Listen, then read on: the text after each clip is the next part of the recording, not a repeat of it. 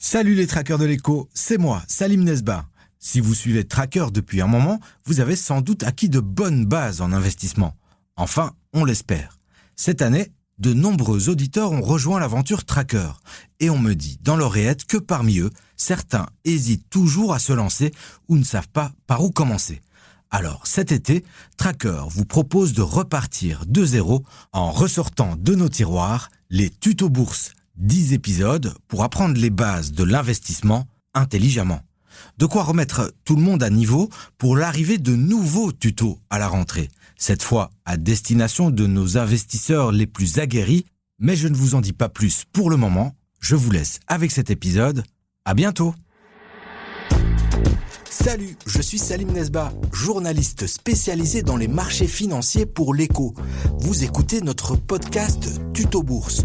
10 épisodes courts, 10 questions essentielles, tout pour comprendre les bases de l'investissement. Depuis le début de ce podcast, vous vous demandez sûrement quand est-ce que vous deviendrez riche. C'est le sujet de ce 9e épisode. Commençons avec la citation d'une grande pointure de ce monde. Vous êtes prêts ? On est parti. Albert Einstein a un jour qualifié les intérêts composés de 8e merveille du monde. Einstein était sans le moindre doute une personne plutôt intelligente et les investisseurs ne s'y sont pas trompés.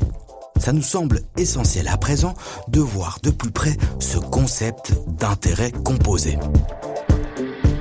En interrogeant plusieurs baroudeurs des marchés, un regret revient souvent. Pourquoi n'ont-ils pas commencé plus tôt ? Et oui, pourquoi au fond ? Vous l'avez sans doute deviné, tout ça a un lien avec les intérêts composés. Plus vous commencez à épargner tôt ou à investir tôt dans notre cas, plus votre argent aura le temps de faire son travail. Les intérêts composés sont des intérêts sur des intérêts, car les intérêts que vous ne percevez pas sur vos placements généreront eux aussi des intérêts, à condition de ne pas y toucher. Prenons un exemple.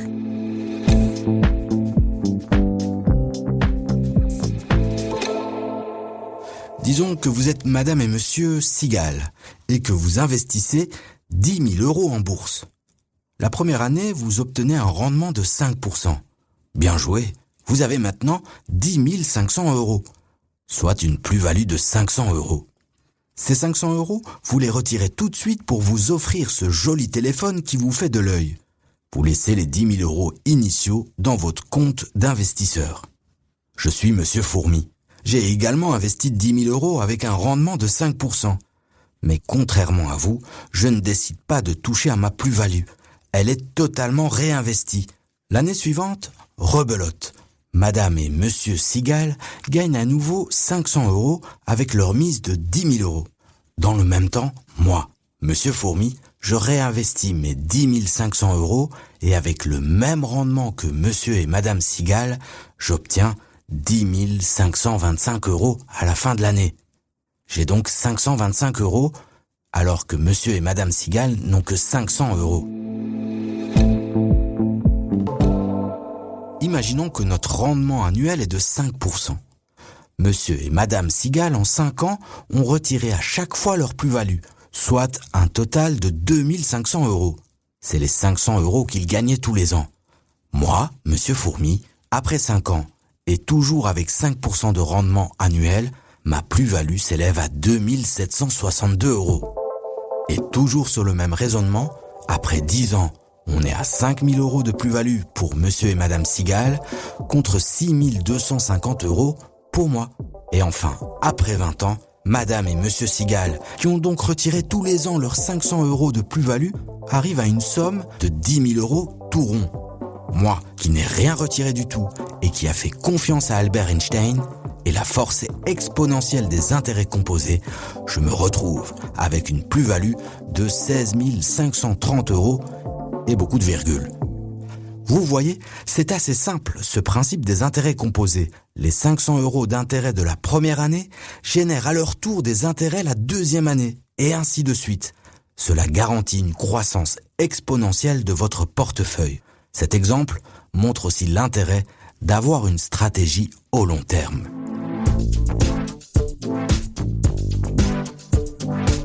On va maintenant se projeter au bout du long terme. Dans l'exemple ici, notre échelle de temps était de 20 ans. Moi, dans 20 ans, j'aurai 60 ans, si tout se passe bien. Et mes enfants auront 25 et 30 ans. Nous allons à présent voir ce qu'on peut faire avec son compte d'investisseur une fois arrivé au bout de ce fameux long terme. Première option, tout liquider.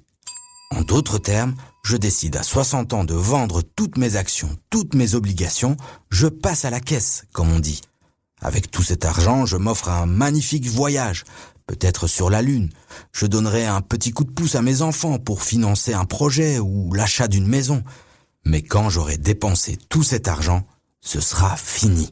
Dans 20 ans, je peux aussi parvenir à tirer des revenus supplémentaires de mes investissements.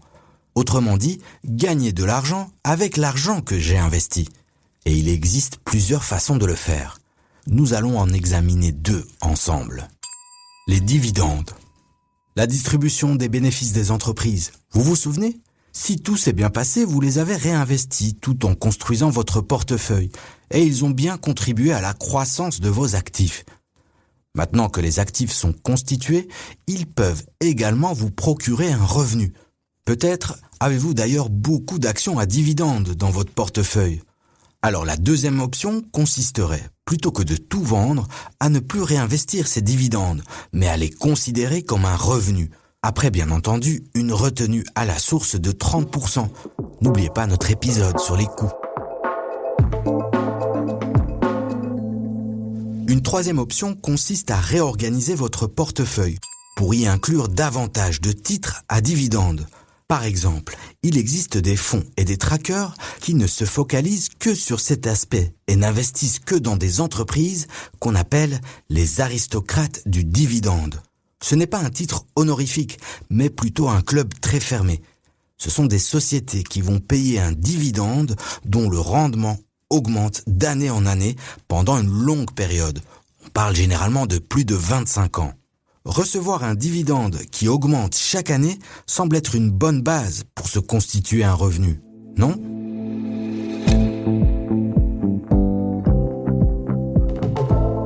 Quatrième option, vous connaissez sans doute les FIRE, cette communauté d'investisseurs qui souhaitent atteindre l'indépendance financière, c'est-à-dire à ne plus être obligé de travailler pour gagner de l'argent, bien avant l'âge légal de la pension.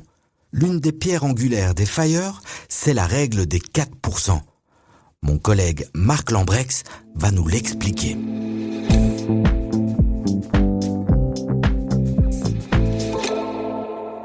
Alors, ces adeptes du mouvement FIRE veulent épargner et investir le plus tôt possible dans leur vie. Ils savent que l'investissement à long terme va jouer en leur faveur. Dans le même temps, leurs dépenses personnelles sont strictement contrôlées. Pas question donc de faire des folies en matière de dépenses. Ils veulent surtout réinvestir au maximum leurs revenus professionnels sur les marchés, c'est-à-dire les marchés d'actions ou le marché immobilier. Alors, ils espèrent un rendement de 4% par an grâce à ce portefeuille d'investissement. 4%, ce n'est pas irréaliste.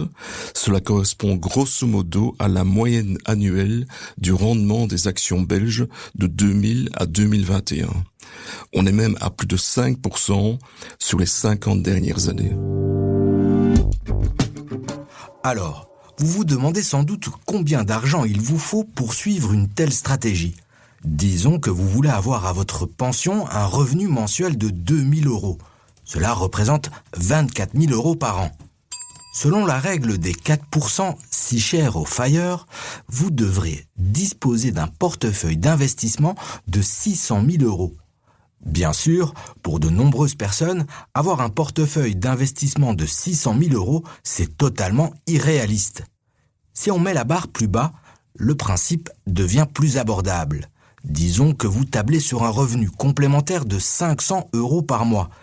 Il vous faudrait alors un portefeuille de 150 000 €. C'est encore beaucoup d'argent, mais c'est plus réaliste que 600 000 €, surtout si vous commencez jeune.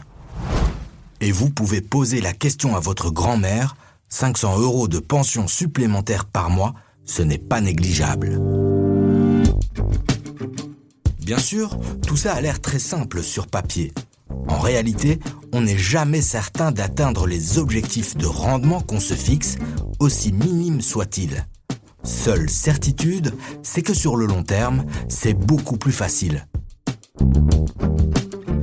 Il ne nous reste plus qu'un épisode dans notre tuto dédié à la bourse.